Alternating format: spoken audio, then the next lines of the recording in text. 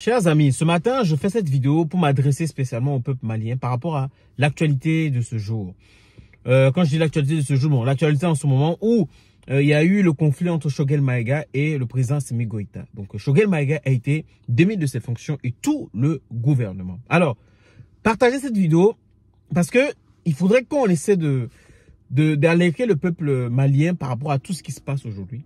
Déjà, premièrement, les gens veulent mettre la division au sein des Maliens en disant qu'il y a des pro-Choguel et des pro-Assimi Goïta. Déjà, quand il y a ça, quand on parle comme ça, c'est comme si on voudrait que les gens soient sûrs qu'il y a deux camps et les gens vont commencer à se tirer dessus. Chers amis, chers frères maliens, faites extrêmement attention.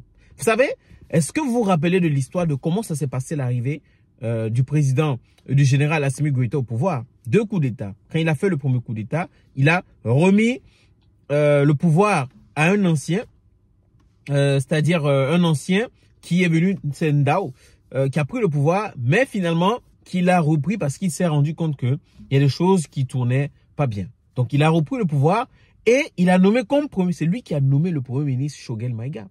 Il a nommé le premier ministre Choguel Maïga. De toute façon, un premier ministre, il n'est pas élu. Il est nommé par le président de la République. Donc, du coup, il a été nommé par Choguel Maïga, pardon, a été nommé par Assimi Goïta. Donc, il fait partie du mouvement M5, c'est-à-dire un regroupement de certains partis politiques, et il a été choisi par le président depuis 2021, pardon. Alors, pour rappel de l'histoire de Choguel Maïga, franchement, si vous vous rappelez, Choguel Maïga a été 2 fois candidat aux élections présidentielles. En 2002, où il a perdu, il a soutenu Amani Toumani Touré, et en 2018, face à Aboubacar Keïta, il a été aussi un candidat malheureux. Alors, la sortie de Choguel Maïga aujourd'hui, je pense que ce monsieur a des ambitions politiques. Très clairement, il a des ambitions politiques et je pense qu'il réclame les élections pour lui être candidat aux élections présidentielles. Mes frères maliens, vous avez vu la situation qui s'est passée en Libye? On nous a tous montré que Kadhafi était l'homme à abattre. Kadhafi était celui qui n'aimait pas son peuple. Aujourd'hui, la Libye est comment? La Libye est abandonnée à elle seule, avec 2 gouvernements, 2 généraux. Vous vous rendez compte? Pourtant, la Libye est un pays prospère. La Libye, les gens avaient de l'argent. L'État a fait tout le strict minimum pour que les Libyens puissent vivre décemment. Mais ils ont mis des choses dans la tête des Libyens et ils ont cru que Kadhafi était le mauvais. Mais aujourd'hui, on s'est rendu compte qu'en fait, c'était un coup pour pouvoir éliminer Kadhafi pour les intérêts français et américains par rapport au pétrole. Et parce qu'il y avait une monnaie qui devait sortir pour toute l'Afrique. Donc, chers Maliens, vous savez, aujourd'hui, le Mali est sur la bonne route. L'AES est sur la bonne route. Qu'on se dise très clairement. Et est-ce qu'aujourd'hui, il faudrait, parce qu'il y a des gens qui pensent à leurs propres intérêts, balayer tout ce que le Mali et les FAMA sont en train de faire pour la souveraineté de l'État et donner ses intérêts à ces personnes, ou il faudrait que tous les Maliens puissent converger, que leurs efforts convergent dans le même sens. Soutenir le général et les FAMA qui luttent et qui prennent des bonnes décisions pour sortir le Mali de cette, cette dépendance des puissances qui étaient là depuis longtemps. Il faut vraiment faire la part des choses, chers frères maliens. Il faut vraiment faire la part des choses, chers frères maliens. C'est très important. Pensez-y, parce que aujourd'hui, tout le monde crie. On crie tous les élections présidentielles. Les élections présidentielles. Certes, on sait très bien qu'il faudrait que dans un État, il y ait un changement. Mais la situation, le profil aujourd'hui de ces États-là, le Mali, le Burkina Faso et le Niger, ils sont dans des profils de crise sécuritaire. Donc, à quel moment on est dans un État où il y a la guerre sur le territoire? Il y a sur certains territoires, les gens sont des déplacés. Il faut gérer. Il y a des gens il y a des groupes islamiques qui terrorisent la population. Le pays est sous l'insécurité. Il faudrait organiser les élections présidentielles. À quel moment? Pourquoi? Pour quel but? Parce que les gens ne veulent pas voir des gens au pouvoir et qu'eux-mêmes, ils veulent arriver au pouvoir pour servir leurs propres intérêts. Non. Non.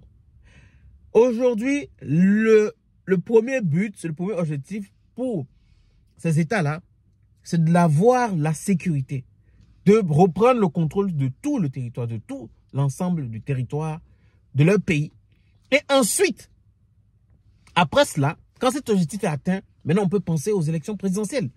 Moi, je pense que c'est trop tôt de faire les élections présidentielles maintenant. Vous vous rappelez au Ghana, Rawlings, quand il est venu, il a pris le pouvoir. Pour ceux qui lisent l'histoire, quand il a pris le pouvoir, il y a eu la pression de la communauté internationale. Il a remis le pouvoir aux civils. Et quand il a remis le pouvoir aux civils, qu'est-ce qui s'est passé? Il avait pris le pouvoir contre la manière dont les civils géraient le pouvoir, la corruption, etc.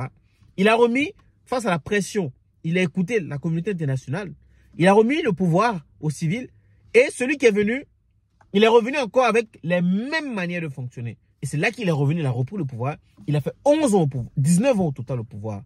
11 ans d'abord, sans élection, pour redresser le Ghana. Le Ghana, vous savez, quand il est passé, après son passage, le Ghana a eu la casquette d'État avec la démocratie forte. Parce qu'elle est ancrée. Vous comprenez? Donc, et ce n'est pas seulement le seul exemple. Certains vont me dire, oui, non, ce n'est pas le seul exemple. Même dans les pays européens, aux États-Unis, en France, je ne sais plus où.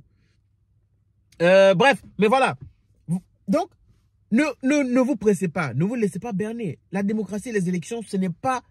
Il faudrait qu'on trouve une démocratie qui est adaptée à l'Afrique, aux pays africains. Chaque État peut décider de ce qui est propre et correct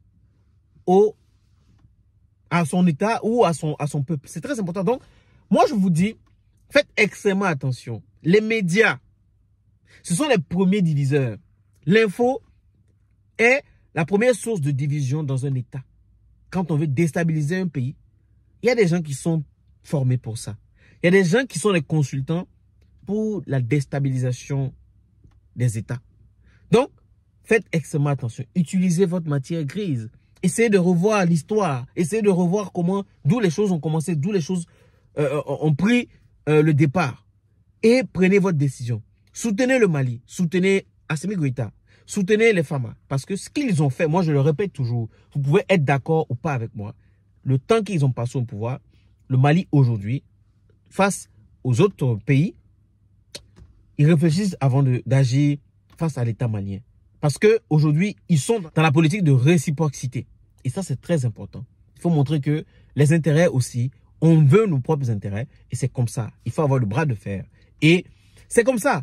Il y a certains États qui ne le font pas. Mais je pense qu'ils vont suivre le pas.